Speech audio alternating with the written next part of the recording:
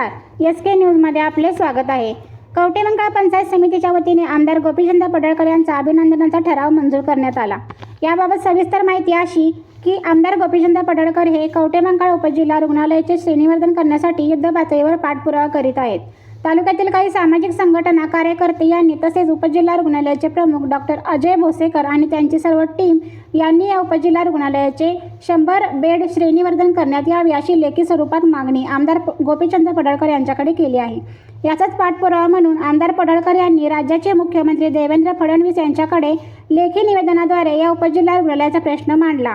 मुख्यमंत्री फडणवीस यांनीही आमदार पडळकर यांच्या मागणीला हिरवा कंदील दाखवला असून लवकरच ही मागणी पूर्ण होणार आहे। यामुळे कवठेमहांकाळ, जत, आटपाडी, सांगोला, तासगाव, सीमावर्ती भाग आदी रुग्णांचा प्रश्न मार्गी लागणार आहे। हा प्रश्न मुख्यमंत्री फडणवीस व प्रशासकीय पातळीवर आमदार पडळकर यांनी लावून धरल्याने बुधवारी कवठेमहांकाळ पंचायत समितीच्या मासिक बैठकीत पंचायत समिती सदस्य प्राचार्य अर्जुन करपे यांनी आमदार पडळकर यांच्या अभिनंदनाचा ठराव मांडला। या ठरावाला प्रभावती निकम यांनी अनुमोदन दिले। तसेच या बैठकीच्या अध्यक्ष सभापती सिंधुताई पाटील, उपसभापती वामन कदम व दिलीप झुरे, रविकिरण घागरे, वैशालीताई माने, प्रियंकाताई गेन सर्व सदस्यांनी हा ठराव सभागृहात टाळ्यांच्या आवाजात मंजूर केला। यावेळी सर्व खाते प्रमुख अधिकारी उपस्थित होते।